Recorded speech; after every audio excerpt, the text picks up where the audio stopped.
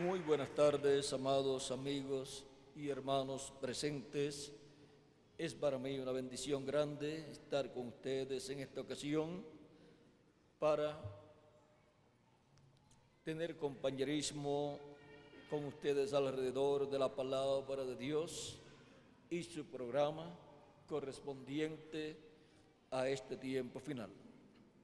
Para lo cual quiero leer en San Mateo capítulo 14 versos 22 al 23 y ahí ver lo que Dios tiene para darnos a conocer en este tiempo. Dice: esto fue luego de Jesús alimentar una multitud de 5,000 personas, hombres sin contar los niños y las mujeres. Luego de eso, envió a sus discípulos en la barca. Dice: enseguida Jesús hizo a sus discípulos entrar en la barca e ir delante de él a la otra ribera, entre tanto que él despedía a la multitud. Despedida la multitud, subió al monte a orar aparte, y cuando llegó la noche, estaba allí solo. Y ya la barca estaba en medio del mar, azotada por las olas, porque el viento era contrario. Mas a la cuarta vigilia de la noche, Jesús vino a ellos andando sobre el mar, y los discípulos, viéndole andar sobre el mar, se turbaron, diciendo: un fantasma, y dieron voces de miedo.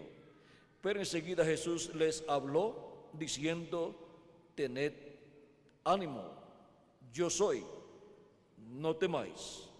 Entonces le respondió Pedro y dijo: Señor, si eres tú, manda que yo vaya a ti sobre las aguas.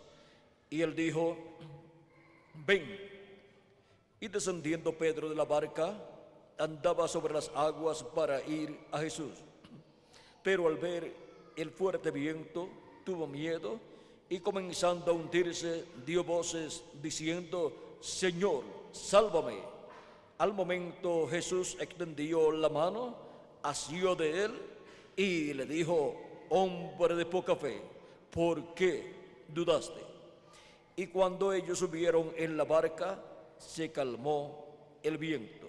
Entonces los que estaban en la barca vinieron y le adoraron, diciendo: verdaderamente eres Hijo de Dios. Terminada la travesía, vinieron a tierra de Genesaret. Cuando le conocieron los hombres de aquel lugar, enviaron noticias por toda aquella tierra alrededor y trajeron a él todos los enfermos y le rogaban que les dejase tocar solamente el borde de su manto. Y todos los que lo tocaron quedaron sanos. Que Dios bendiga su palabra en nuestras almas y nos permita entenderla. Nuestro tema para esta ocasión es: Jesús camina sobre las aguas. Pueden tomar asiento si tienen la bondad.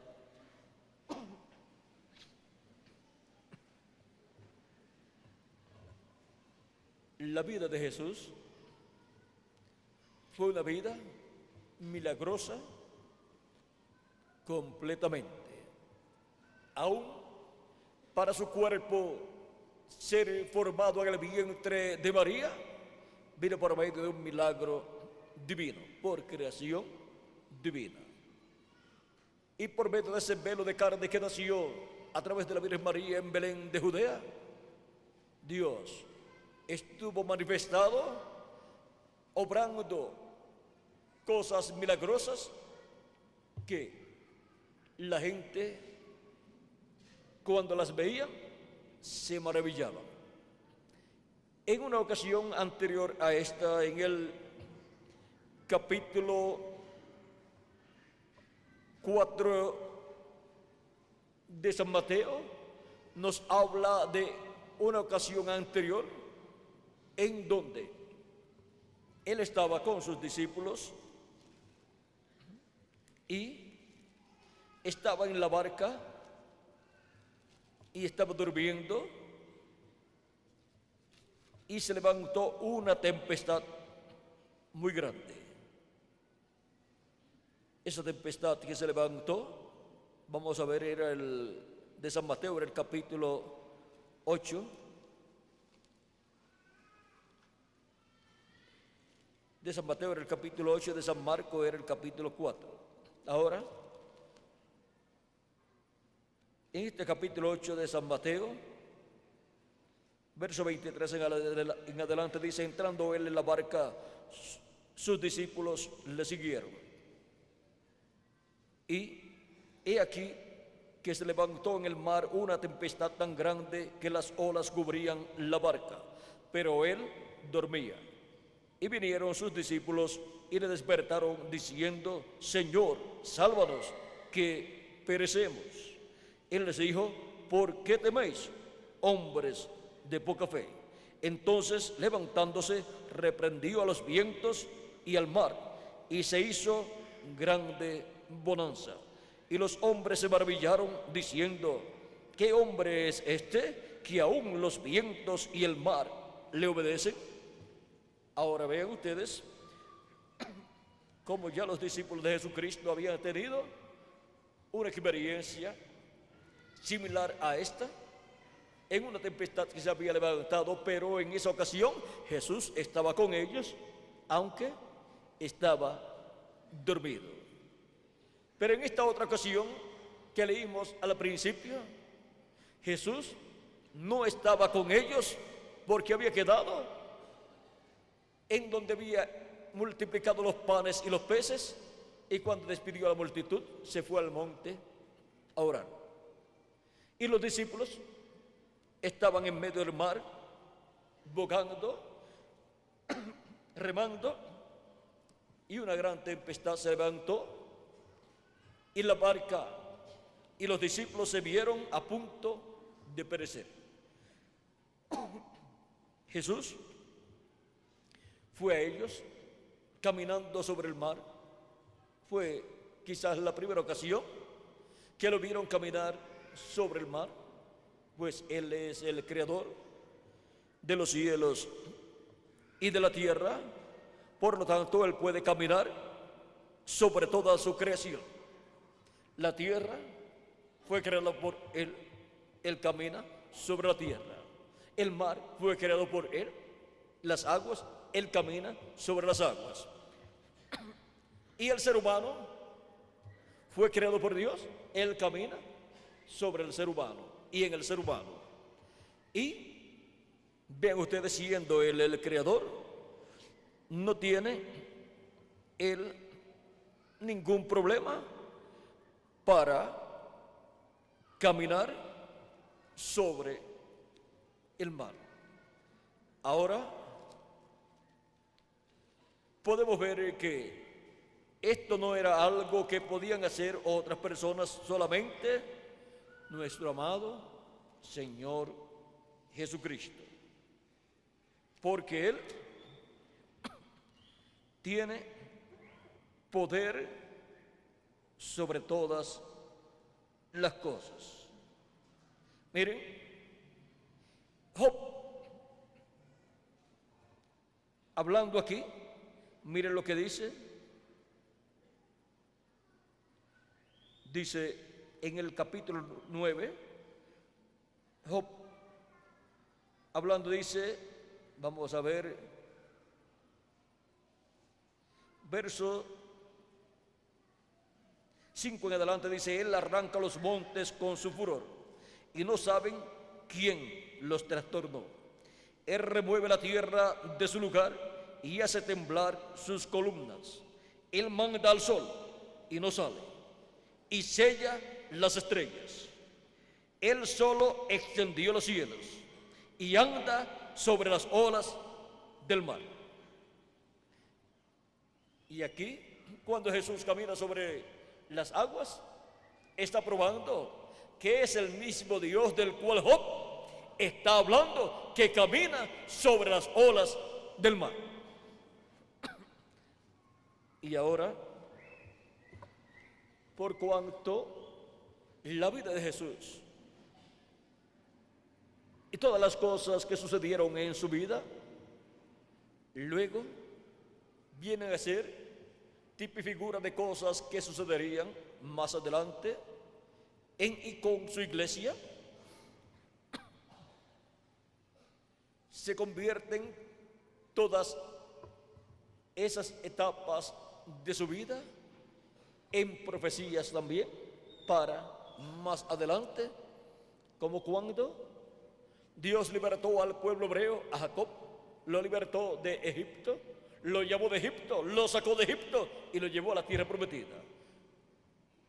Y por cuanto Jacob, o sea Israel, el pueblo hebreo, como nación es la nación primogénita de Dios, vean lo que sucedió en la nación primogénita de Dios, como también encontramos en la vida de Jacob como individuo, que sucedieron muchas cosas que luego se repitieron en su pueblo, Israel.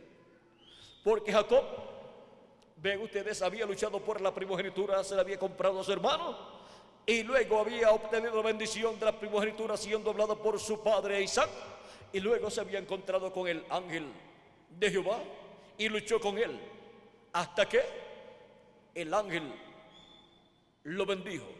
Pues el ángel le dijo: suéltame, que ya raya el alba. Ya estaban en la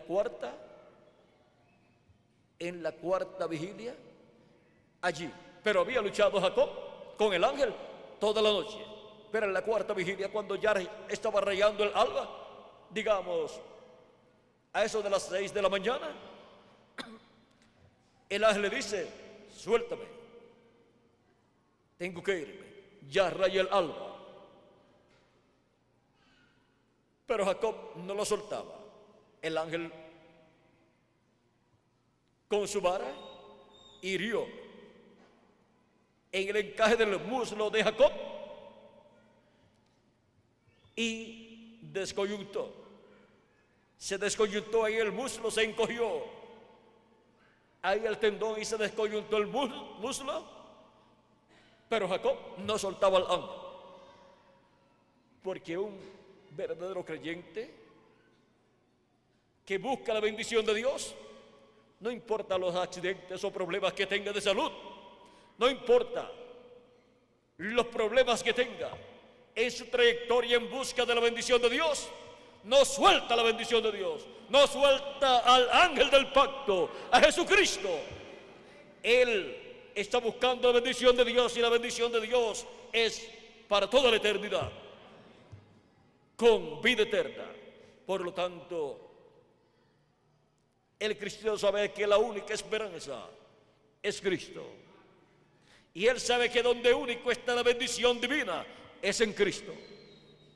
Por lo tanto, no suelta a Cristo, el ángel del pacto, el ángel de Jehová. Jacob estaba luchando allí con Cristo, el ángel del pacto, el cual estaba en su cuerpo teofánico, y no lo soltaba. El ángel le dice: ¿cómo te llamas? Jacob le dice: Jacob. Hay cosas que la persona tiene que hablar. Y el ángel le dice: no se llamará más tu nombre Jacob, sino Israel, porque has luchado, has peleado con Dios y con los hombres y has vencido. Allí el mismo ángel da testimonio de que Jacob venció. Y eso es lo que hace un primogénito de Dios: lucha hasta obtener la bendición. Ahora, por cuanto Jacob, siendo el que tenía la bendición de la primogenitura, las cosas que sucedieron en su vida luego se repitieron en su descendencia, el pueblo hebreo.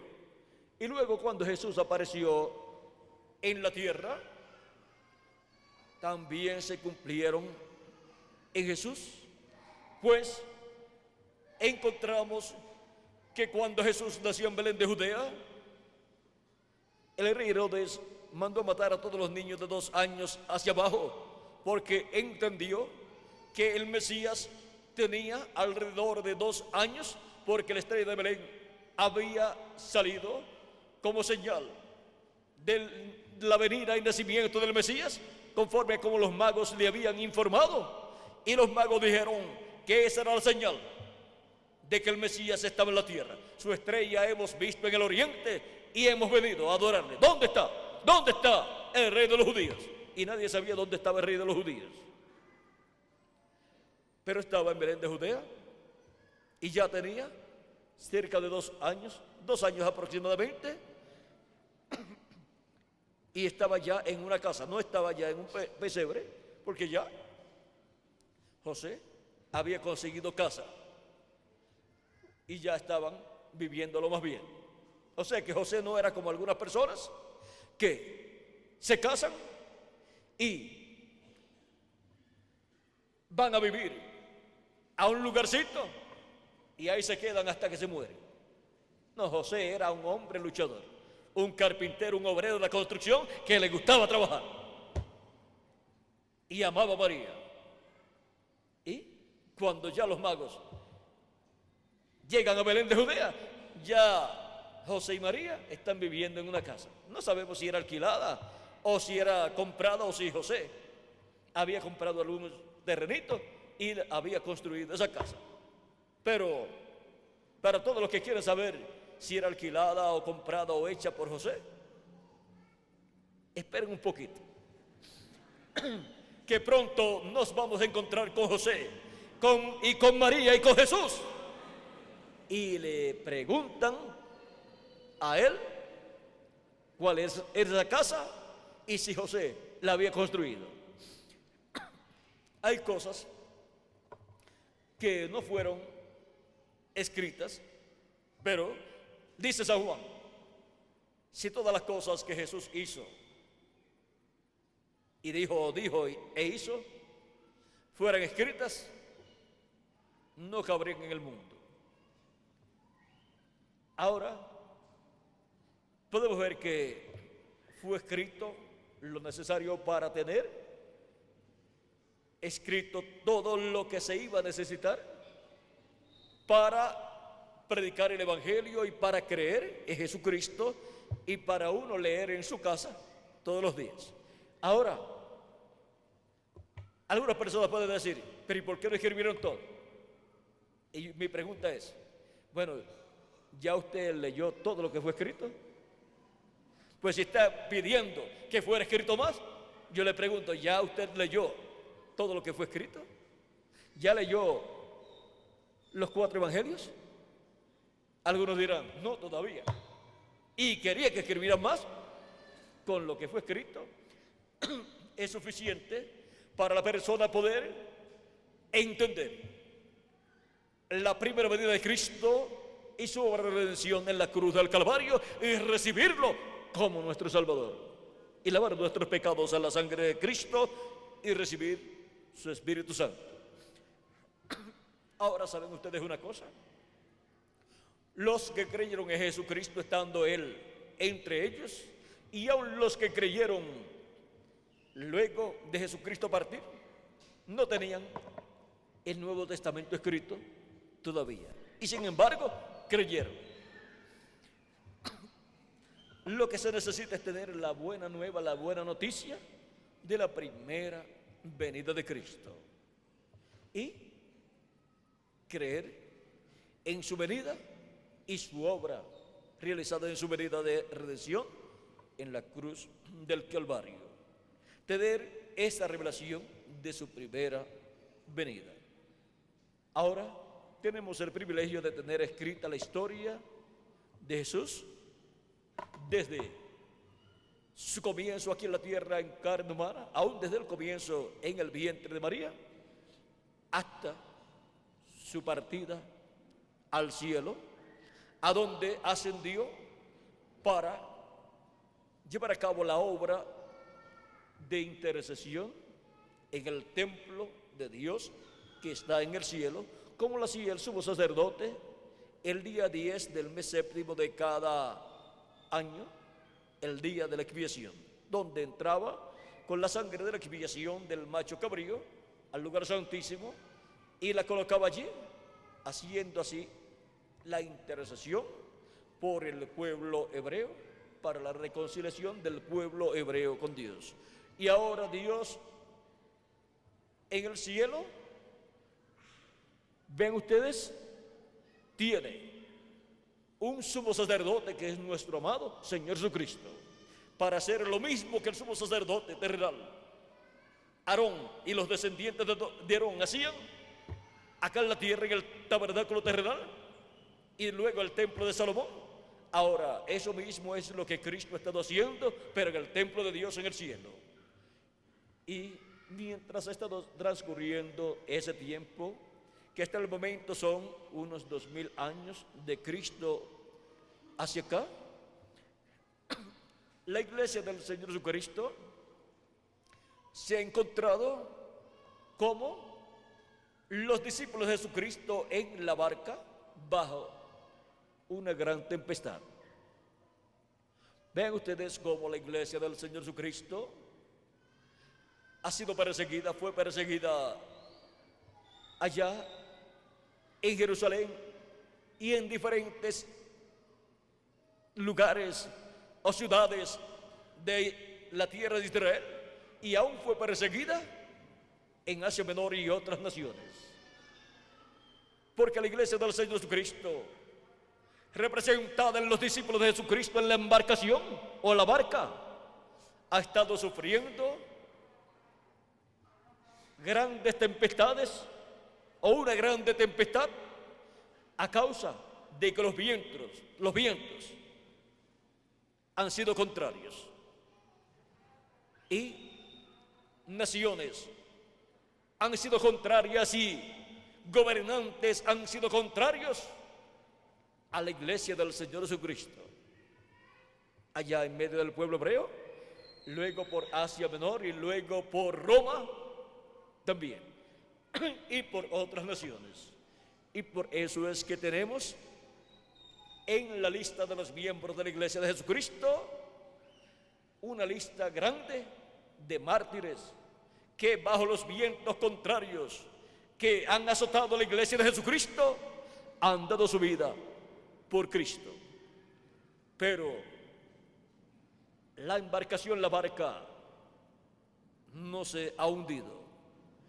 No importa las tempestades que han venido contra la iglesia de Jesucristo, la iglesia de Jesucristo ha permanecido aún en los momentos más difíciles. Pero cuando se llega a la hora de la cuarta vigilia, los discípulos ven a Jesucristo caminando sobre el mar, sobre las aguas, pero ellos no saben que es Jesucristo. Y ellos dicen, un fantasma. O sea, como cuando están la gente, como los discípulos así, bajo una tempestad en el mar, sin esperanzas, y luego para colmo, que le aparezca un fantasma. Entonces el miedo es mayor, ya pierden las esperanzas y piensan ya no hay oportunidad de salvación. Porque algunas personas pueden ver hasta fantasmas cuando van a morir, pero otros ven ángeles cuando van a morir físicamente. Los pecadores ven fantasmas, pero los cristianos ven los ángeles de Dios que vienen a buscarlo para llevarlos al paraíso. Ese fue el caso del rico y Lázaro. El rico fue llevado al infierno. ¿De quién lo llevó? pues lo llevaron los espíritus malos de esa dimensión. Pero cuando Lázaro el mendigo murió, dice la Escritura, dice el mismo Jesús, que fue llevado por los ángeles al seno de Abraham. Y eso es lo que Dios hace cuando muere un cristiano. Es llevado por ángeles de Dios al paraíso, al cielo. Y ahora los discípulos se encuentran muy asustados porque piensan que es un fantasma el personaje que ellos están viendo caminando sobre el mar, porque nunca habían sabido de un hombre que caminara sobre las aguas, y ahí están viendo a uno y no saben que es su amado Salvador Jesucristo. Los discípulos comienzan a atemorizarse y a clamar de miedo, a gritar de miedo. Y parecían muy valientes, pero cuando les llegó ese momento, la gente más valiente, cuando ven seres de otra dimensión, se ponen muy nerviosos y su valentía se le desaparece. Miren el rey Belsasar, muy valiente, y mandó a pedir los vasos del templo de Jerusalén que ellos se habían llevado cuando llevaron cautivos a los hebreos. Y ahora, en esa fiesta, manda a pedir los vasos y comienzan a tomar vino, bebidas en esos vasos del templo de Jerusalén, los cuales habían llevado allá a Babilonia. Y de momento aparece una mano en la pared escribiendo. Y ahí se llenó de miedo el rey y todos los que estaban allí. Mandaron a buscar quien leyera esa escritura y dijera el significado.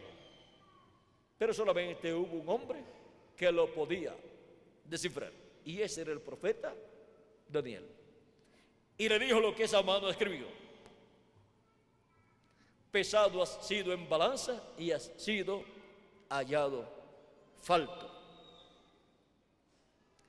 y su reino sería quitado por esa causa. Ahora vean, una mano sola escribiendo ahí.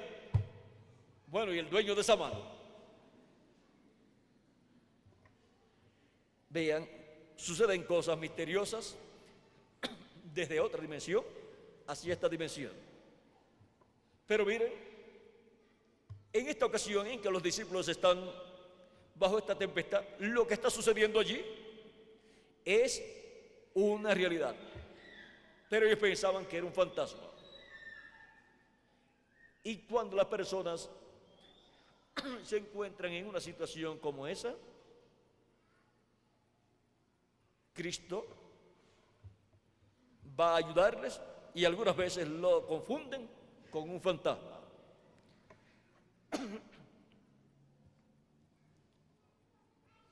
Cristo en su primera venida, mire, vino para ayudar al pueblo hebreo, y lo confundieron con un fantasma, lo confundieron con Belcebú, con el príncipe de los demonios, y era el príncipe de paz.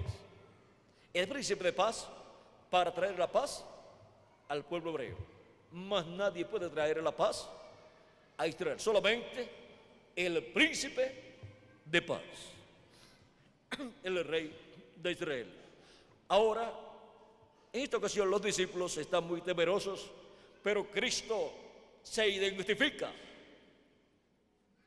a ellos y les dice: no temáis, yo soy.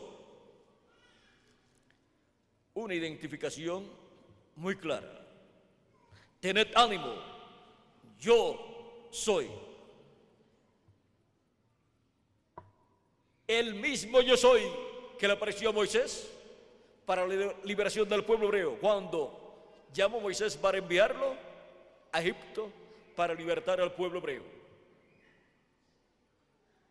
El ángel del pacto, el ángel de Jehová, en esa luz o llama de fuego, le dice a Moisés: yo soy el Dios de tu padre. O sea, el padre de Moisés era Abraham. Yo soy el Dios de tu padre. O sea, el Dios al cual tu padre sirve, soy yo. Y el Dios de Abraham, y Dios de Isaac, y Dios de Jacob. Y Moisés tuvo miedo de mirar a Dios. Se cubrió Moisés, o bajó Moisés su rostro, porque tuvo miedo de mirar a Dios. Y Dios comenzó a hablarle. Dios comenzó a revelarse. Y vean que lo que Dios le habló, la revelación que Dios le dio, era la revelación de lo que estaba prometido para aquel tiempo. Dios le habló de la liberación para el pueblo hebreo, lo cual estaba prometido para ser cumplido en aquel tiempo. Y le dijo que fuera a Egipto, porque había llegado el tiempo para esa liberación. He descendido porque he visto la opresión con que los egipcios oprimen a mi pueblo. Vamos a ver cómo nos dice aquí el Éxodo capítulo 3.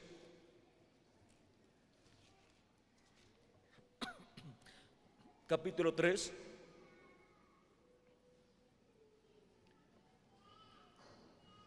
verso 6 en adelante dice: y dijo, yo soy el Dios de tu padre, Dios de Abraham, Dios de Isaac y Dios de Jacob. Entonces Moisés cubrió su rostro porque tuvo miedo de mirar a Dios. Dijo luego Jehová: bien he visto la aflicción de mi pueblo que está en Egipto, y he oído su clamor a causa de sus opresores, pues he conocido sus angustias, y he descendido para librarlos de mano de los egipcios y sacarlos de aquella tierra a una tierra buena y ancha, a tierra que fluye leche y miel, a los lugares del cananeo, del eteo, del amorreo, del fereceo, del heveo y del jebuseo. El clamor pues de los hijos de Israel ha venido delante de mí, y también he visto la opresión con que los egipcios los oprimen. Ven por tanto ahora, y te enviaré a Faraón para que saques de Egipto a mi pueblo, los hijos de Israel. Entonces Moisés te respondió a Dios: ¿quién soy yo para que vaya a Faraón y saque de Egipto a los hijos de Israel? Y él respondió: ve, porque yo estaré contigo, y esto te será por señal de que yo te he enviado. Cuando hayas sacado de Egipto al pueblo, serviréis a Dios sobre este monte.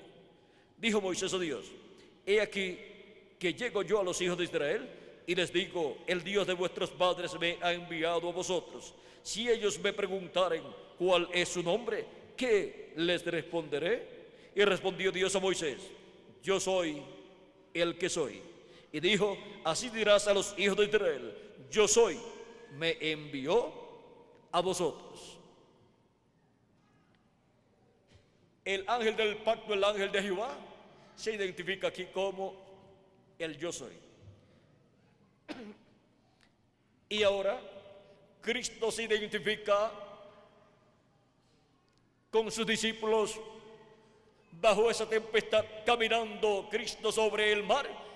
Jesús se identifica como el yo soy. Tened ánimo, yo soy, no temáis.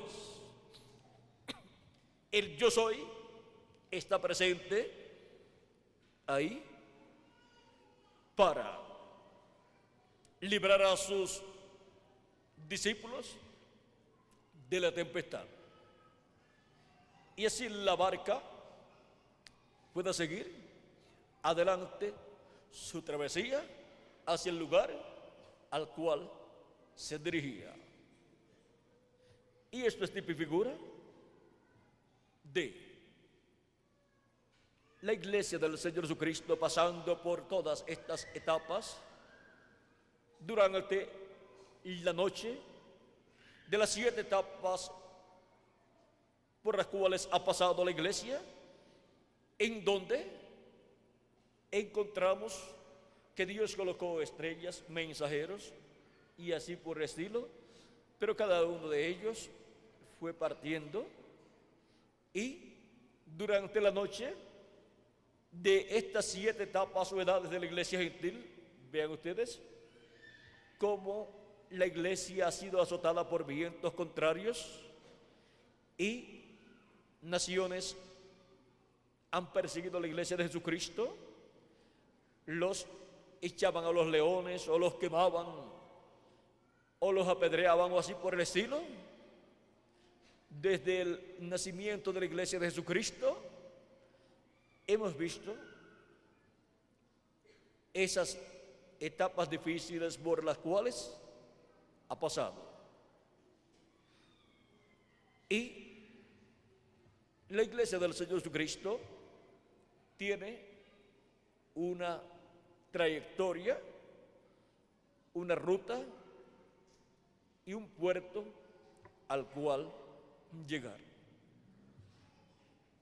La iglesia del Señor Jesucristo tiene la promesa de Cristo, de que reinará con Cristo por 1000 años y luego por toda la eternidad. La iglesia de Jesucristo tiene la promesa de una tierra prometida, un cuerpo como cuerpo, que es el cuerpo eterno y glorificado que Él nos dará, y tiene un reino prometido, que es el glorioso reino milenial en el cual reinará con Cristo por 1000 años y luego por toda la eternidad. Y tiene también una gran fiesta. Por lo tanto, la iglesia de Jesucristo está ordenada por Dios para esa gran fiesta, y los personajes principales ahí son el novio y la novia, el esposo y la esposa, Cristo y su iglesia. Y ella tiene que llegar a esa fiesta, a la cena de la boda del Cordero. Por lo tanto, Cristo tiene que defender a su iglesia. Y ahora es en la 4ª vigilia donde se aparece Cristo caminando sobre el mar.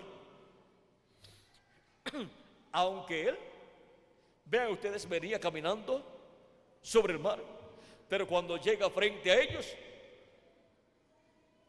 o al lado de ellos, dice la Escritura que Él venía caminando para adelantársele a ellos.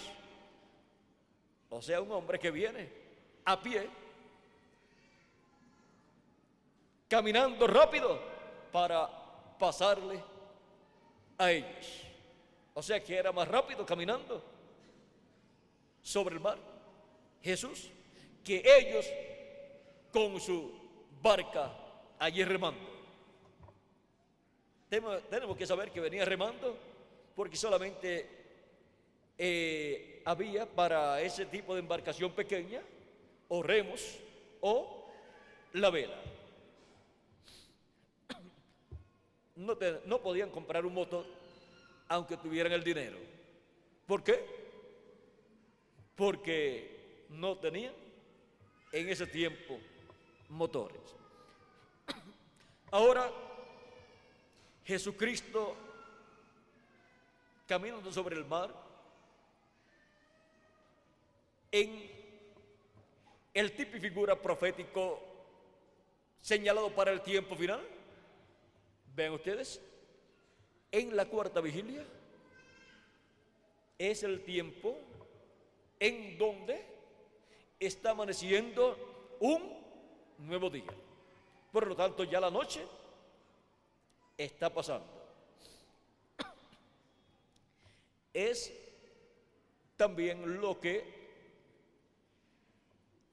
en una historia o historieta que contó el reverendo William Branham, un anciano pescador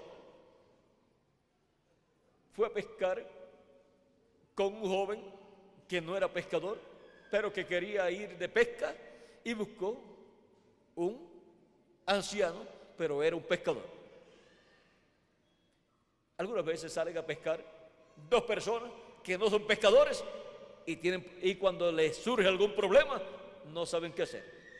Pero este joven, aunque no era un pescador, tuvo por lo menos la inteligencia de buscar un pescador, aunque era anciano.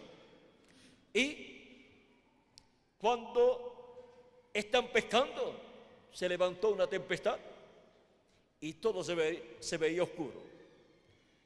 Y el joven pescador, o el joven que fue a pescar, se desesperaba. Y en una tempestad no se sabe si la tierra o el lugar al cual llegar, que es tierra, está hacia allá, o si está hacia acá, o si está hacia acá. Por lo tanto, no se sabe hacia dónde dirigir la embarcación. Y el joven estaba muy desesperado y le decía: estamos perdidos. Y el anciano pescador le dice: hijo, tranquilízate, siéntate y tranquilízate, deja que salga el sol, y entonces conoceremos dónde estamos. ¿Por qué? Porque el sol sale por el este y el sol alumbra, y entonces van a ver, porque está alumbrando el sol. Y ahora a los discípulos en su embarcación les salió el sol de justicia, pero pensaban que era un fantasma, pero era el sol de justicia, Jesucristo apareciéndole a sus discípulos para librarlos de esa tempestad. Él es el yo soy. Y para el día postrero, en la mañana, en la cuarta vigilia del día postrero, recuerden que son 4 vigilias. La primera vigilia es de 9 a 12 de la noche, la segunda vigilia es de 12 a 3 de la mañana, la tercera vigilia es de 3 a 6 de la mañana. En ninguna de esas vigilias, vean ustedes, apareció Jesús a ellos, aunque venía caminando sobre el mar y estaba cuidando de ellos, aunque ellos no lo veían. Pero es en la cuarta vigilia, y la cuarta vigilia es de 6 a 9 de la mañana. Es en la cuarta vigilia que aparece a ellos. También fue en la cuarta vigilia que Jesús resucitó, domingo en la mañana. Y fue en la cuarta vigilia que el Espíritu Santo vino sobre 120 personas. Y por eso, cuando San Pedro predicó su primer mensaje, dando testimonio de lo que allí estaba sucediendo, él dijo que Dios había prometido por el profeta Joel que derramaría de su espíritu sobre toda carne en los días postreros. Y los días postreros son quinto milenio, sexto milenio y séptimo milenio, y ya ellos estaban viviendo en el quinto milenio, que es el primero de los días postreros. Y Pedro les dice: estos no están borrachos como ustedes piensan, porque siendo la hora tercera del día, mas esto es lo dicho por el profeta Joel, y en los postreros días, dice Dios, derramaré de espíritu sobre toda carne, y vuestros hijos y vuestras hijas profetizarán. Fue en la cuarta vigilia que Jesús resucitó, y fue en la cuarta vigilia que vino el Espíritu Santo el día de Pentecostés. Y ahora es en la cuarta vigilia, vean ustedes, que Jesús apareció, se reveló a sus discípulos cuando ellos estaban en la barca bajo esta tempestad. Y Pedro le dice: a Jesús: si eres tú, di que yo vaya a ti sobre las aguas. Le dijo: ven. Pedro caminó por cierta cantidad de pasos, pero luego, viendo las olas tan grandes y el viento, tuvo miedo y dudó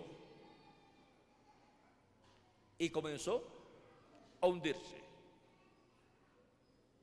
El mejor nadador no podía sobrevivir a aquella tempestad. Por eso clamó a Jesús, y Jesús extendió su mano, lo tomó y lo sacó.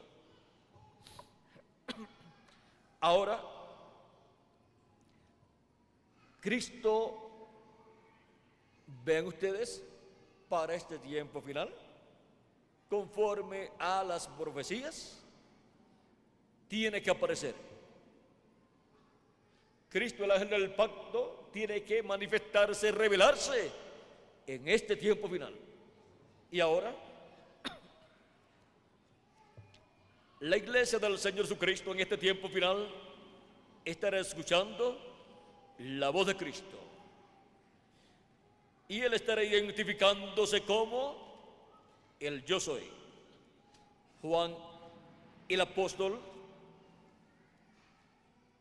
en el capítulo 1 de Apocalipsis, verso 10 al 11, dice: yo estaba en el Espíritu en el día del Señor, y oí detrás de mí una gran voz como de trompeta, que decía: yo soy el Alfa y el Omega, el primero y el último.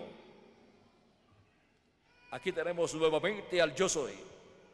Esa voz de gran voz de trompeta dijo: yo soy el Alfa y Omega, el primero y el último. Es nuestro amado Señor Jesucristo, hablando a las iglesias en el día postrero con la gran voz de trompeta del Evangelio del Reino. En Apocalipsis capítulo 4, verso 1 también, Juan escuchó esa gran voz de trompeta desde el cielo, porque su voz es de otra dimensión del cielo, pero es transmitida a su iglesia en esta tierra. Como también cuando usted coloca la radio o la televisión, usted escucha, pero la voz que usted escucha, ¿es de ese televisor? No. Es de una persona que está detrás de unos micrófonos en una estación de radio o de televisión, en el momento en que fue transmitida esa programación. Puede estar en vivo transmitiendo o puede ser una grabación, pero la voz es del que estaba allá hablando. La voz no es del televisor, ni del radio, pero está transmitida a través de ese instrumento, de ese televisor o de ese radio, y viene por otra dimensión, viene por la cuarta dimensión, o por la cuarta dimensión viene por la dimensión de las ondas y llega ahí a su radio o a su televisor. Y cuando llegó, esa onda y esa voz, desde que fue hablada, ha estado ahí, ha estado en su casa y en la casa de todas las personas que están al alcance de ese transmisor, de esa emisora. O sea que está presente. Lo único que tiene que tener es el equipo que hace ese recogido de esa voz que está en las ondas y hace la transformación del cambio. En las ondas está en forma de onda ahí, pero cuando lo toma el radio,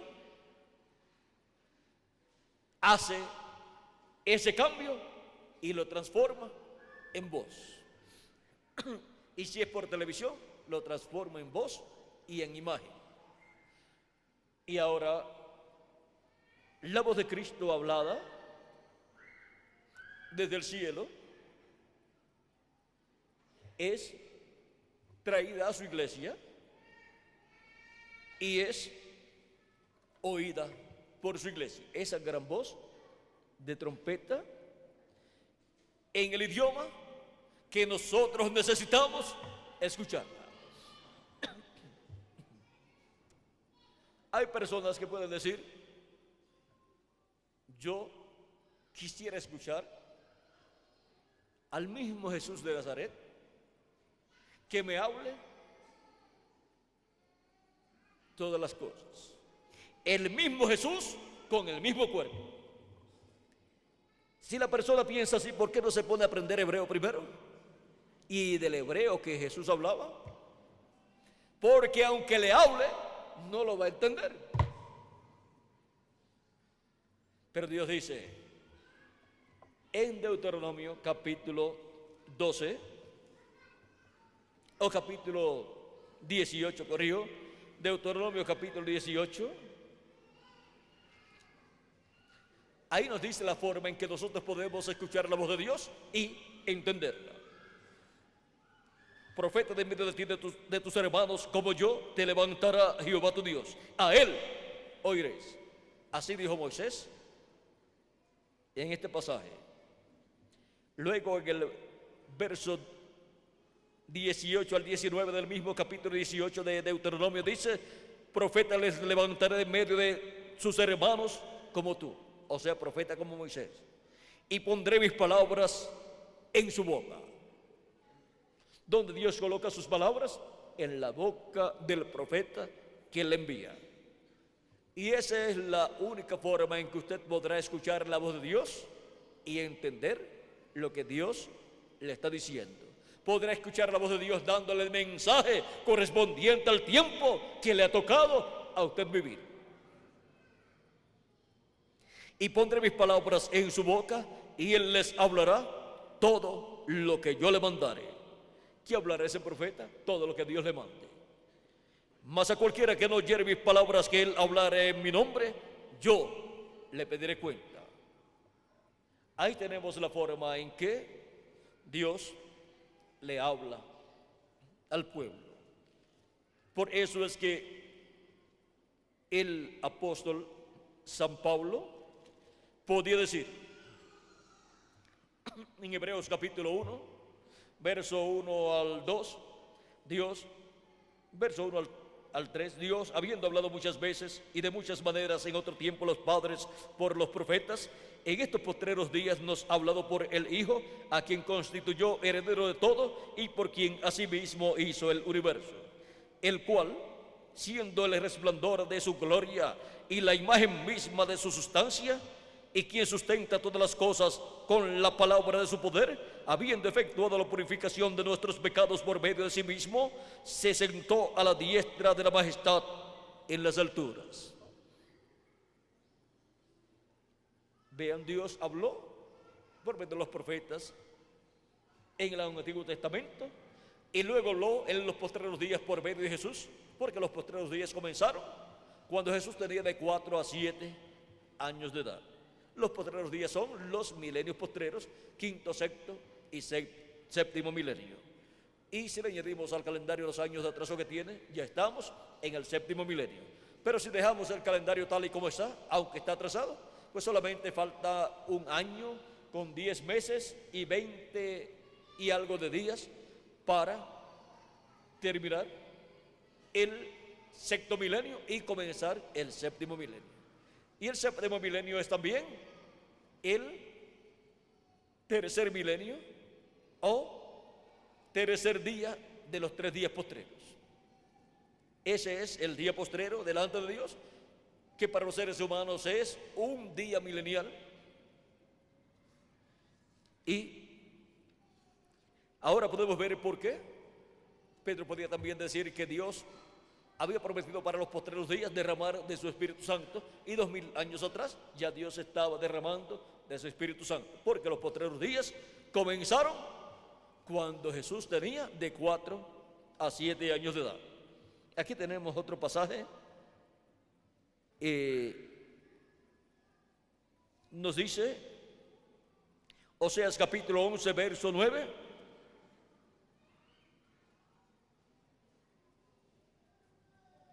pero yo soy Jehová tu Dios, desde la tierra de Egipto.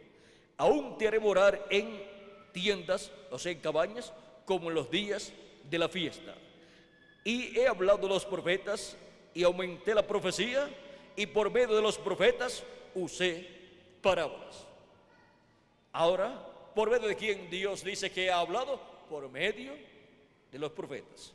También el profeta Zacarías, en el capítulo 7, verso 11 al 12, hablándonos de que el pueblo de Israel endureció su corazón, dice, pero no quisieron escuchar, antes volvieron la espalda y taparon sus oídos para no oír, y pusieron su corazón como diamante para no oír la ley, ni las palabras que Jehová de los ejércitos enviaba por su espíritu por medio de los profetas primeros.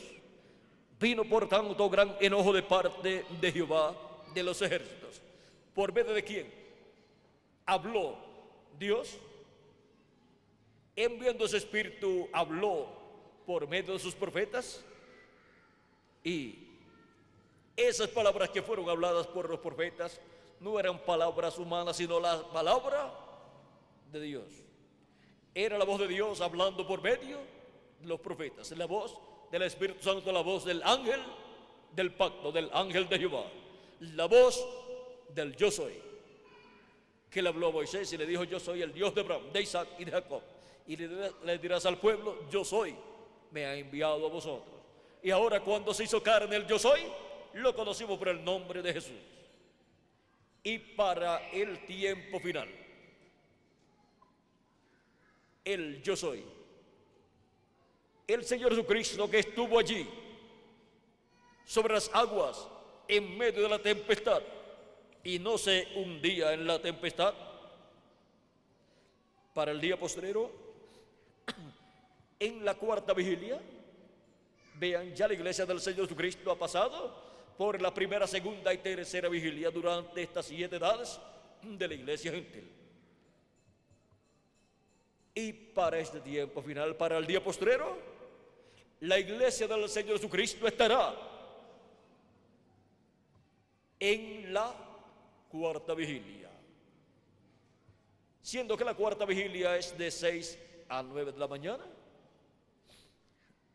La cuarta vigilia es el ciclo divino para la venida del Señor y para recibir la fe para ser transformados y raptados en este tiempo final.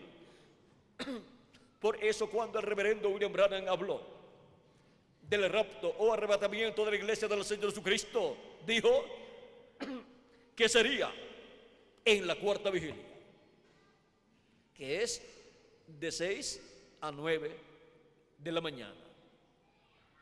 Y en términos de un día delante de Dios, que para los seres humanos es un milenio, en ese día postrero, que es el día del Señor, es el ciclo divino donde la segunda venida de Cristo será una realidad para la iglesia de Jesucristo, y en donde la gran voz de trompeta, la voz de Cristo hablándonos e identificándose como el yo soy y dándonos el mensaje de la gran voz de trompeta y llamando y juntando a sus escogidos y preparándonos para ser transformados y raptados. Vean, todo eso está para la cuarta vigilia del día postrero. La cuarta vigilia del día postrero, por cuanto un día delante del Señor es como 1000 años y 1000 años como un día, el día postrero es el séptimo milenio, y una vigilia consta de 3 horas. Cada vigilia consta de 3 horas. Así como la primera, segunda y tercera consta de 3 horas, la cuarta consta también de 3 horas, que son de 6 a 7 la primera hora, de 7 a 8 la segunda hora y de 8 a 9 la tercera hora. Y ahora es en la cuarta vigilia en donde del día postrero, y cuarta vigilia del día postrero, siendo que si un día delante del Señor es como 1000 años y 1000 años como un día, una hora son 41 años con 8 meses. Y 3 horas son 3 por 41 y 8 meses. ¿Son qué? Son 125 años. Y ahora, en los primeros 125 años del día postrero, el yo soy, que estaba allí sobre las aguas del mar embravecido, tiene que aparecer en esa cuarta vigilia del día postrero. Tiene que aparecerle a su iglesia. Pero así como muchos en medio del pueblo hebreo, al ver el cumplimiento de la primera venida de Cristo y no entender que esa era la venida del Mesías, le confundieron con un falso profeta, con Belcebú o con un samaritano loco. Cristo dijo: vino Juan el Bautista que ni comía ni bebía, y dijeron: demonios tiene.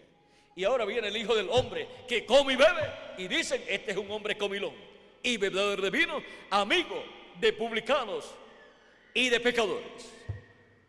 O sea, uno porque no comía, decían que estaba endemoniado, y el otro porque comía y bebía, decían que era comilón y bebedor de vino.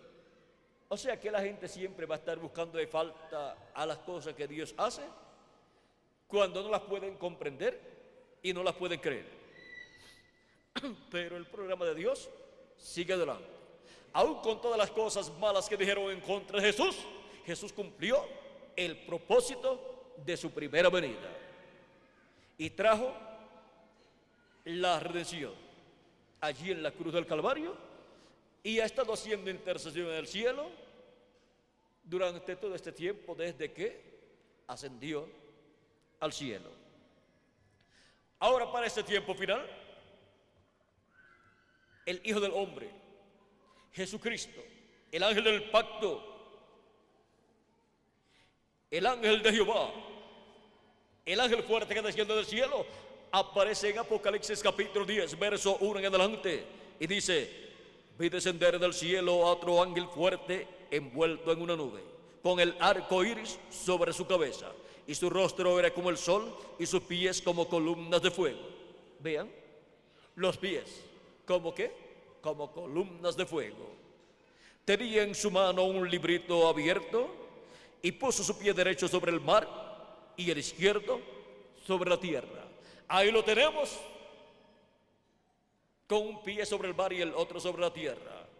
O sea que ahí lo tenemos nuevamente en medio de su iglesia, para librar a su iglesia de la tempestad que en el día postrero destruiría la iglesia de Jesucristo si Él no la liberta. O sea que en la etapa final de la tempestad por la cual ha estado pasando la iglesia es en este tiempo final. Y si Jesucristo no llama y junta a sus escogidos y resucita a los muertos en Cristo y nos transforma a nosotros los que vivimos, permaneceríamos aquí y bajo la persecución que la bestia, el anticristo, con los 10 reyes, echará encima de los creyentes en Jesucristo,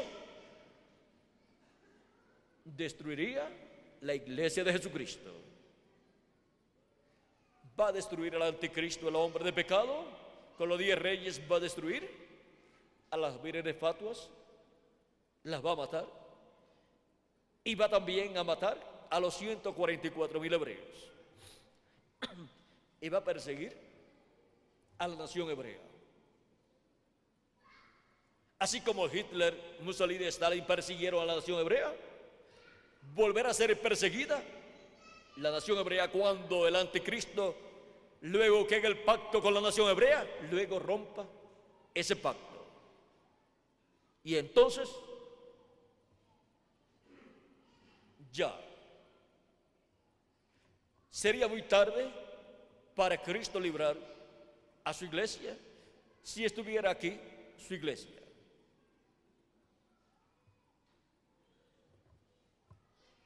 Ahora, el anticristo hará un pacto con la nación hebrea. Y cuando se apodere de todo el dinero de los hebreos, lo que le quedará a los hebreos serán los papeles, pero nada más. Papeles sin valor. Ahora, no dice Jesucristo que el diablo no vino sino a matar, a robar, a destruir. Y el diablo vendrá encarnado en el hombre de pecado, en el anticristo. Y tendrá dominio sobre los 10 reyes y sobre el comercio y sobre la religión y sobre toda política y sobre toda cosa que tengan los seres humanos aquí, menos sobre la iglesia de Jesucristo, porque Cristo la habrá transformado y se la habrá llevado a la cena de las bodas del Cordero.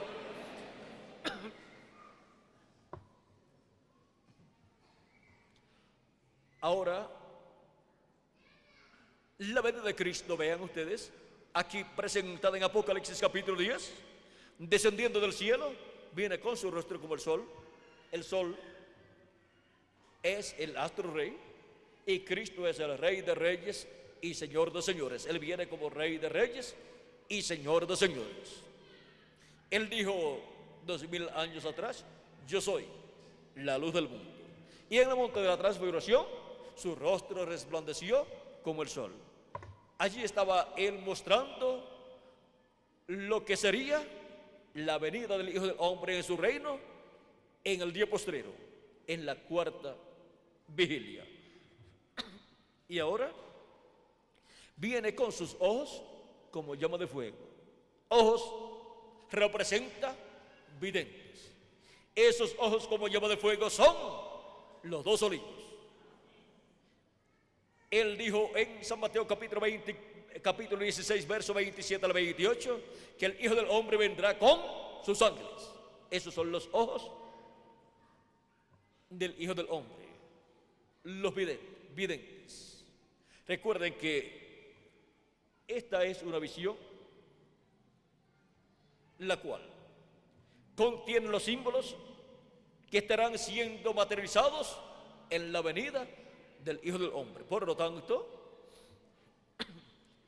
aquí tenemos todo lo que será visto en la venida del Hijo del Hombre. Sus pies como columnas de fuego. En Apocalipsis capítulo 1 también encontramos la venida del Hijo del Hombre. Lo vemos aquí en medio de su iglesia, en medio de los 7 candeleros. Dice Apocalipsis capítulo 1, verso 12 en adelante, dice: y me volví para ver la voz que hablaba conmigo, y vuelto vi 7 candeleros de oro, y en medio de los 7 candeleros a uno semejante al Hijo del Hombre, vestido de una ropa que llegaba hasta los pies, y ceñido por el pecho con un cinto de oro. O sea, no tiene ese cinto de oro en la cintura, donde el sumo sacerdote lo coloca. Lo tiene sobre el hombro o sobre su pecho. Por lo tanto, está ahí representado como juez de toda la tierra y como rey de reyes y señor de señores. Su cabeza y sus cabellos eran blancos como blanca lana, como nieve. Ahora, sus cabellos blancos, para el tiempo antiguo, los jueces en Inglaterra y en Francia, y todavía lo hacen, y también en otras naciones, se colocaban una peluca blanca aunque el cabello de ellos fuera, no estuviera canoso, aunque fuera una persona joven. Y si era un juez, cuando iba a la sala de la corte para juzgar, se colocaba una peluca blanca, la cual representaba madurez y experiencia y autoridad para llevar a cabo un juicio justo y para las personas que iban a ser juzgadas. Y ahora aquí Cristo con esta cabellera blanca, no es que después que se fue, se le puso el cabello blanco. No. Si a Cristo, al irse 2000 años atrás, para este tiempo, se le ha puesto el cabello blanco, entonces su cuerpo estaría también ya un ancianito, o ya habría muerto por la edad. Pero la edad para Jesucristo es nada. Él está en eternidad. Ahora hemos visto que el cabello blanco representa experiencia y madurez para juzgar como juez. Estar con la vestidura puesta, esa túnica, y estar con esa cinta o cinto de oro y su cabello blanco, lo presenta como juez de toda la tierra, porque él viene como juez para juzgar la raza humana, para juzgar todas las naciones y hablar el juicio divino desde el trono de Dios, comunicarlo a los seres humanos en la tierra. El juicio divino que sale desde el trono de Dios, donde para el tiempo final, cuando Cristo salga del trono de Dios, del cielo, ya no habrá sangre en favor de los seres humanos. Y el que aprovechó el tiempo y recibió a Cristo como su Salvador y lavó sus pecados en la sangre de Cristo, ya estará salvo. Y el que no lo hizo, ya no tiene oportunidad.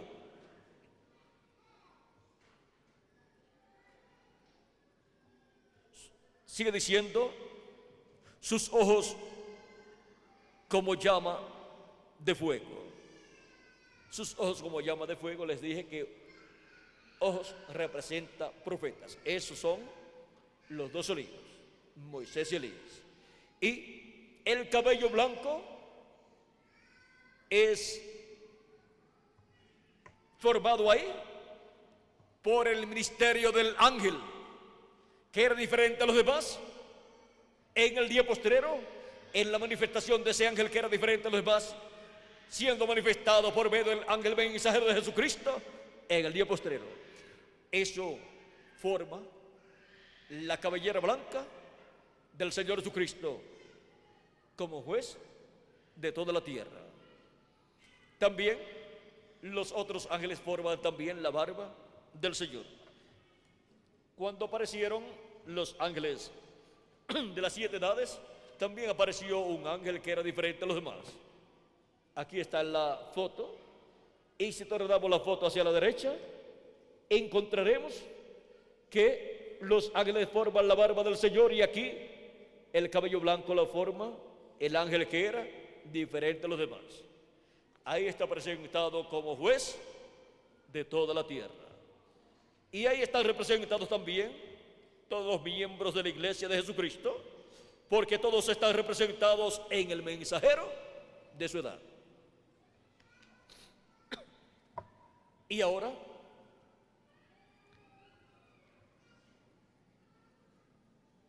continuamos leyendo. Dice, sus pies semejantes al bronce bruñido, refulgentes como en un horno.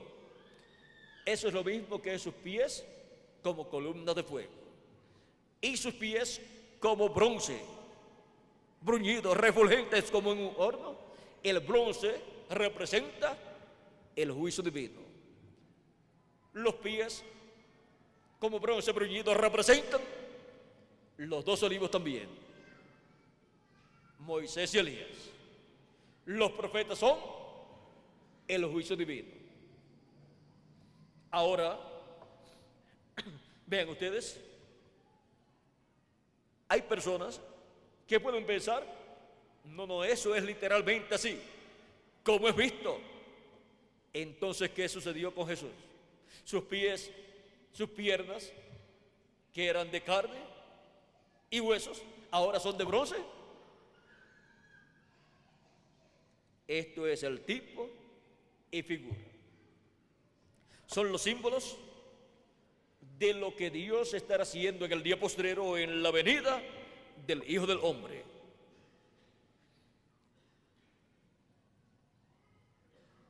Y su voz como estruendo de muchas aguas. Es la voz de Cristo, la cual estuvo en medio de su iglesia en las edades pasadas por medio de sus mensajeros hablándole, y de los mensajeros pasó a los miembros de la iglesia de Jesucristo la misma voz hablando en el día postrero. Es la misma voz de Cristo que estuvo en los mensajeros y en su iglesia en el tiempo final. Y por eso es que también nos hablará de lo que ha sido la historia de la iglesia en las edades pasadas. Y cuando regresen todos los muertos en Cristo y nosotros los que vivimos seamos transformados y ellos resucitados en cuerpos eternos, ahí tendremos la voz de muchas aguas, la voz de Cristo, la cual estuvo en toda su iglesia, en los mensajeros y en cada miembro de su iglesia. Los mensajeros y los miembros de su iglesia fueron la voz de Cristo para cada etapa por la cual ha pasado la iglesia de Jesucristo. Tenía en su diestra 7 estrellas. De su boca salía una espada aguda de 2 filos. Las estrellas en su diestra son los 7 ángeles mensajeros. Y la espada que sale de su boca es la palabra, que es como espada de 2 filos, que discierne los pensamientos del corazón y penetra hasta los tuétanos. No es que él viene con una espada literal, sino que es su palabra, que es como espada de 2 filos. Esa es la espada del Espíritu. Y su rostro era como el sol cuando resplandece en su fuerza, porque viene como Rey de reyes y Señor de señores, para un nuevo día dispensacional y para un nuevo día milenial. Viene en la 4ª vigilia. Ahora hemos visto lo que es la 4ª vigilia, lo hemos visto en Apocalipsis capítulo 10 también, con su pie derecho sobre el mar y el izquierdo sobre la tierra. En Apocalipsis 10 también dice: y clamó a gran voz como ruge un león. ¿Por qué clamó a gran voz como ruge un león? Porque él es el león de la tribu de Judá, el Rey de reyes y Señor de señores en su segunda venida. Y cuando hubo clamado, 7 truenos emitieron sus voces. Los 7 truenos, vean ustedes, es la voz de Cristo clamando como cuando ruge un león, hablando como león de la tribu de Judá, hablando como Rey de reyes y Señor de señores. O sea que la voz de los 7 truenos y lo que habló y lo que hablaron las voces de los 7 truenos es la voz de Cristo hablándole a su iglesia en este tiempo final. El reverendo William Branham dice que lo que los 7 truenos hablaron es el misterio del 7º sello. El 7º sello es la segunda venida de Cristo. Es la voz de Cristo como león de la tribu de Judá hablando a su iglesia, que le dará la revelación divina de su venida a su iglesia en este día postrero. No hay otra forma para conocer el misterio de la segunda venida de Cristo. Y para este tiempo final, el séptimo sello, que es la venida de Cristo como león de la tribu de Judá, cuando fue abierto en el cielo el séptimo sello en el capítulo 8 de Apocalipsis, causó silencio en el cielo, hubo silencio en el cielo como por media hora. Nadie sabía, nadie conocía el misterio de la segunda venida de Cristo, pero cuando fue abierto en el cielo, lo conocieron. Ahora, esto ocurre en este tiempo final. Cuando fue abierto aquí en la visión del Apocalipsis y Juan vio cuando fue abierto, para ese tiempo solamente fue abierto en símbolos siendo mostrados a Juan.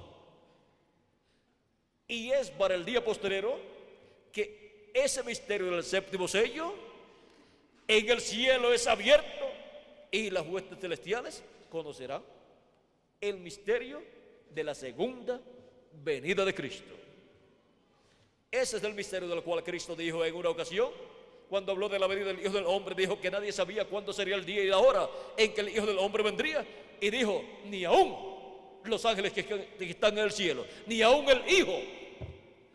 O sea que ni aún Jesús sabía cuándo sería el día y la hora de la venida del Hijo del Hombre en el día posterior, porque todavía el Padre no se lo había dado a conocer, no había hecho consciente el Padre a Jesús ese misterio, o sea, el día y la hora. Pero Jesús profetizó de la venida del Hijo del Hombre y dio señales claras para conocer cuándo sería ese tiempo.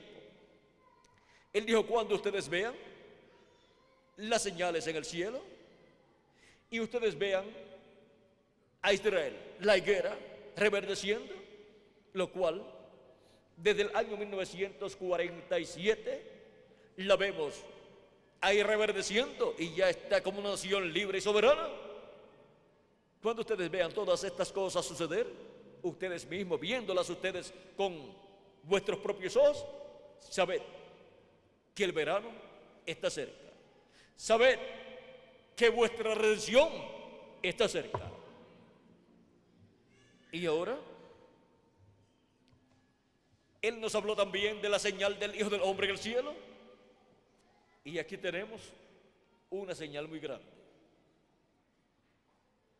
Esta es una foto que fue tomada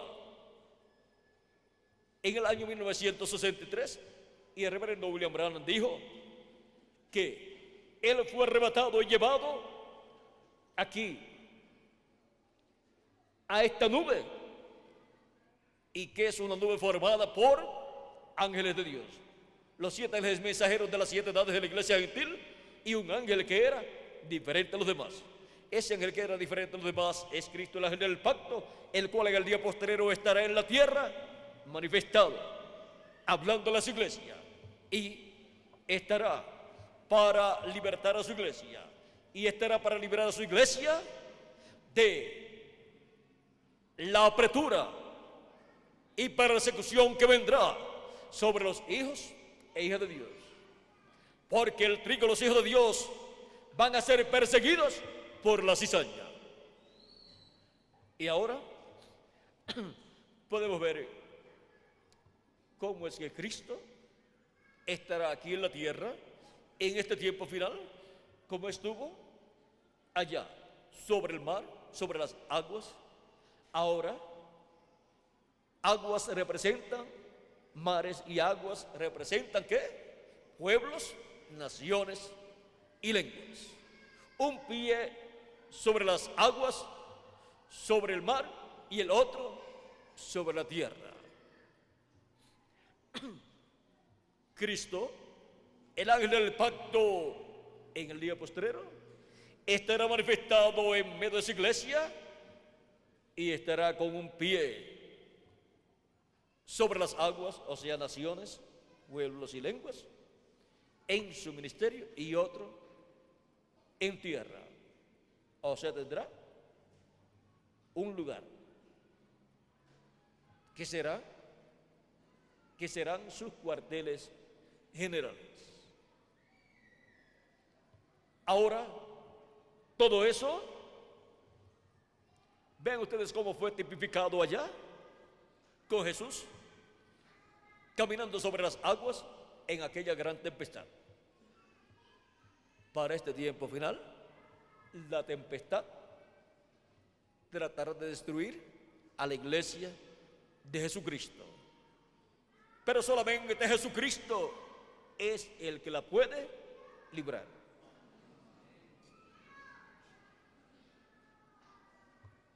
Y eso está profetizado también en Isaías capítulo 59, verso 17 en adelante. Dice: pues de justicia se vistió como de una coraza, con yelmo de salvación en su cabeza, tomó rapas de venganza por vestidura, y se cubrió de celo como de manto, como para vindicación. Aquí como para vindicación es para venganza. O sea que viene como juez de toda la tierra, como para retribuir con ira a sus enemigos y dar el pago a sus adversarios. El pago dará a los de las costas.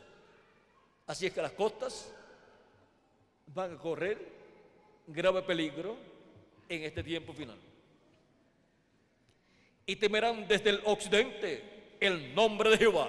¿Desde dónde van a temer el nombre de Jehová? Desde el occidente, que es el continente americano, al cual la América Latina y el Caribe pertenece. Y desde el nacimiento del sol, su gloria. Eso nos habla de Israel. Porque vendrá el enemigo como un río. Ese enemigo que vendrá como un río es el anticristo, el hombre de pecado, la bestia, donde estará el diablo encarnado.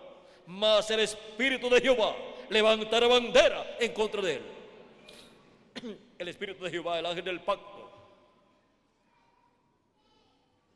Jesucristo, el Espíritu Santo, levantará bandera en contra del enemigo, en contra del anticristo. Ahora, ¿cómo vendrá? Como un río. Y allá vimos al enemigo manifestado en aquella tempestad en contra de la iglesia de Jesucristo. Y ahora el enemigo para el día posterior vendrá como un río para destruir a la iglesia de Jesucristo. Porque vendrá el enemigo como un río, mas el Espíritu de Jehová levantará bandera contra él. Y esa bandera que levantará en contra del enemigo será la segunda venida de Cristo. Vean, y vendrá el Redentor a Sión. Sión es la iglesia de Jesucristo, porque la iglesia de Jesucristo es el Israel celestial. También el pueblo hebreo es mencionado como Sión. Y a los que se volvieron de la iniquidad en Jacob, dice Jehová, y este será mi pacto con ellos, dijo Jehová: el espíritu mío que está sobre ti y mis palabras que puse en tu boca no faltarán de tu boca, ni de la boca de tus hijos, ni de la boca de los hijos de tus hijos, dijo Jehová, desde ahora y para siempre.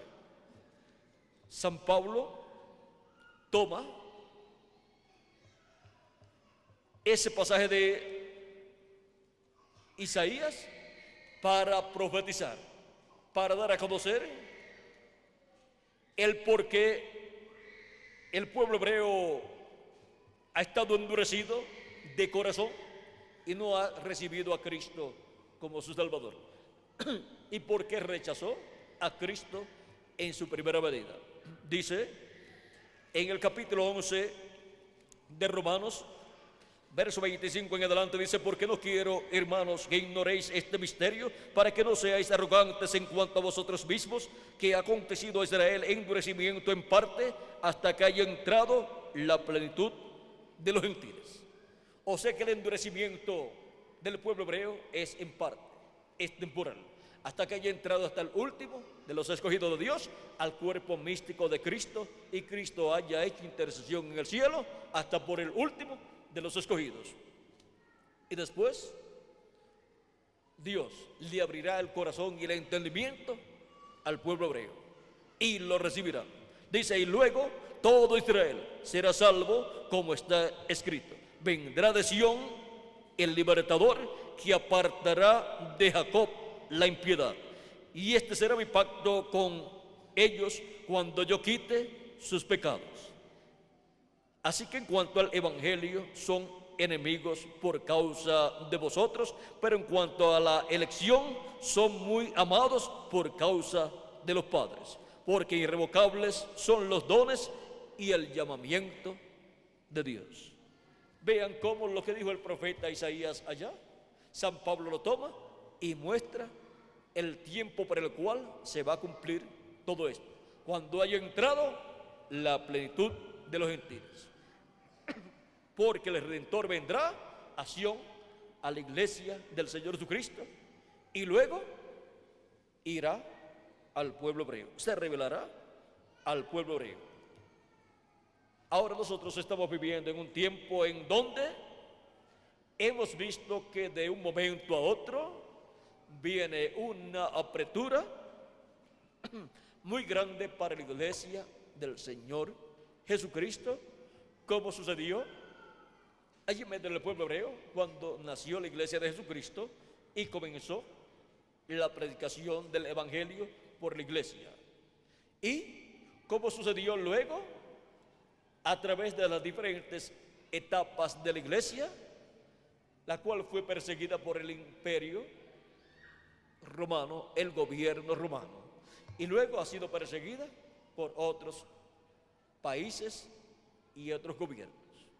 Para este tiempo final viene una persecución muy grande, pero solamente la iglesia pasará por un lapso corto de apertura antes de comenzar la persecución que vendrá en la gran tribulación. Las vírgenes prudentes serán transformadas porque entrarán con Cristo a las bodas y se cerrará la puerta. Y después, el que no quedó al lado dentro de la puerta, ¿qué pasó?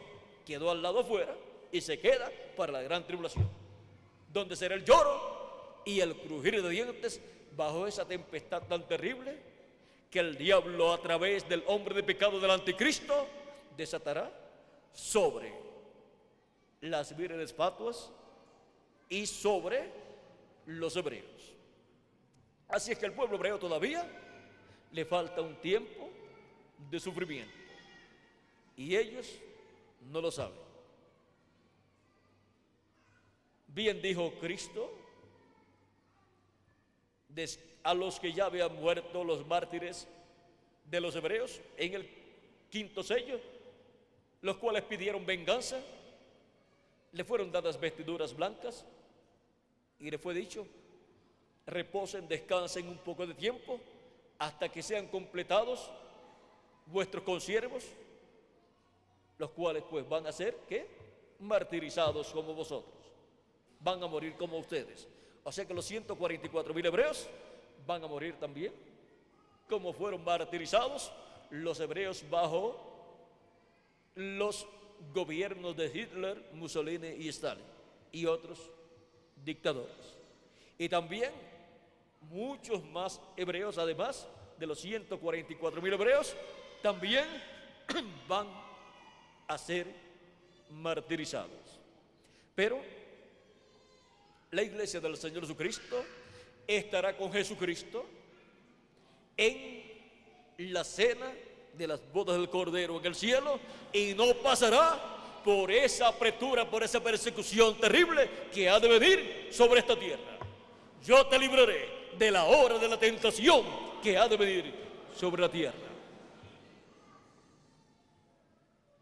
Esto se reflejó en una edad pasada, la hora de la tentación, lo cual para el día posterior se cumplirá esa hora de la tentación, con y en la apretura que ha de venir, pero que luego escaparemos y nos iremos con Cristo a la cena de las bodas del Cordero. Para este tiempo final, algunos ignorantes podrán estar presentes en la venida del Hijo del Hombre, y cuando lo vean venir dirán que es un fantasma, que es un falso profeta, que es cualquier cosa, como decían de Jesús. Decían que era un falso profeta, un engañador que engañaba al pueblo. Decían que era Belcebú, pero él continuó hacia adelante, porque no podía hacerle caso a los comentarios negativos que hablaban en contra de él. Él sabía quién él era, y él sabía que tenía el mensaje de Dios y la obra de Dios para llevarla a cabo en ese tiempo final. Y los que le siguieron obtuvieron la victoria. Los que se apartaron de él perdieron la bendición. Y los que se pusieron en contra de él, en la actualidad, no están en el cielo.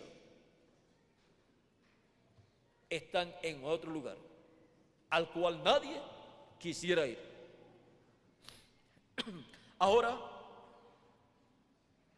podemos ver que hemos llegado al tiempo en donde lo que vieron los discípulos en su embarcación, cuando estaban bajo aquella tempestad y miraron y vieron a Jesús caminando sobre el mar, es lo mismo que la iglesia del Señor Jesucristo en este tiempo final estará viendo en la venida del Hijo del Hombre. Y algunos entenderán y otros no entenderán, pero los entendidos entenderán y verán a Jesús caminando sobre las aguas de pueblos, naciones y lenguas, y verán a Jesús llamando y juntando a sus escogidos y preparándolos para ser transformados y llevados a la cena de la boda del Cordero, a la casa de nuestro Padre Celestial. Otros dirán que es un fantasma o que es un falso profeta, pero los entendidos entenderán y dirán: esto no es otra cosa sino la manifestación del ángel del pacto, del ángel de Jehová, del ángel que era diferente a los demás, viniendo en este tiempo y manifestándose en medio de su iglesia para traer la bendición final para la iglesia de Jesucristo, para nuestra transformación y arrebatamiento al cielo. Para eso viene Jesús caminando sobre las aguas. Como vino caminando sobre las aguas para librar a sus discípulos y la barca de sus discípulos, que representa la iglesia con los miembros de su iglesia, para librarlos de la destrucción. Y así es para este tiempo final. Que las bendiciones de Jesucristo, el ángel del pacto, caminando sobre las aguas, venga sobre todos ustedes y sobre mí también, y pronto se complete el número de sus escogidos de Dios, y pronto todos seamos transformados y llevados a la cena de las bodas del Cordero en el cielo, en el nombre eterno del Señor Jesucristo. Amén y amén. Ha sido para mí un privilegio estar con ustedes en estos días y estar en esta ocasión dándoles testimonio de Jesús caminando sobre las aguas. Dejo nuevamente a Tirso Ramiro Girón para continuar, y luego él le pasará a Miguel, al reverendo Miguel Bermúdez Marín. Si tiene algún cántico, parece que tiene algún cántico.